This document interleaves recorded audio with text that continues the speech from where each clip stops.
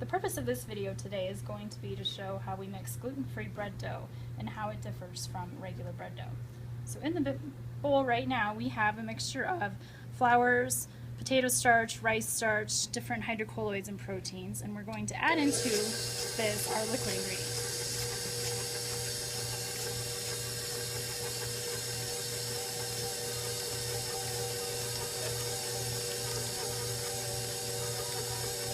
You can see the dough is starting to come together, so we're going to mix it for just a minute, and then we're going to stop the mixer and scrape the bowl.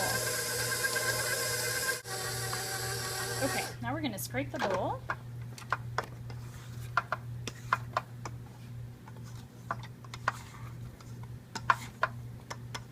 And now we will continue to mix for another couple minutes at a higher speed.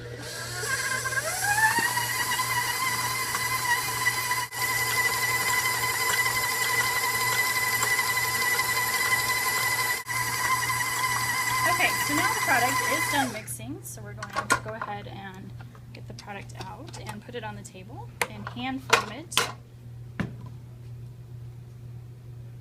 You can see this dough is a lot stickier than what you would normally see in a gluten-containing dough.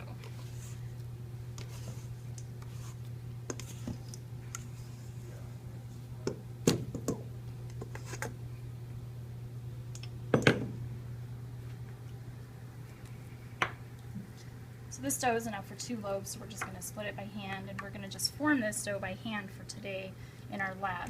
But you can use different processing equipment to get this dough made. But you can see you might have to make some changes to your processing because it is very sticky and not very thick. Another thing with the dough, when you're done with it, you want to put it into the pan and kind of smooth it out with your hands that have water on them so that it will be nice and smooth as it's proofing. Okay, so now we're going to place the product into this proofing cabinet, which is set at about 100 degrees Fahrenheit and contains about 85% humidity, and we're going to let it proof until it reaches the top of the pan.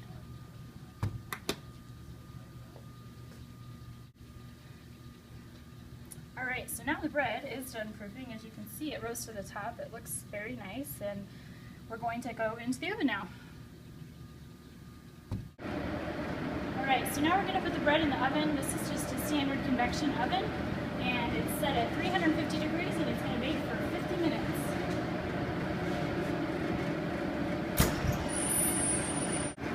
Alright, so now it has been 50 minutes since we started our bread, and it is done. As you can see, we got really nice color development as well as a good oven sprung in the oven.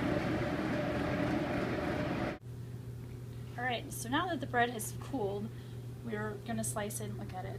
One thing to pay attention to when doing gluten-free baking is to, when you slice the product and evaluate it, is that you let it cool down to at least 80 degrees or more. So you can see here that the nice structure of the bread, it has a nice open cell structure and it rose very well. The color on the outside is very good. It's got a nice crust to it.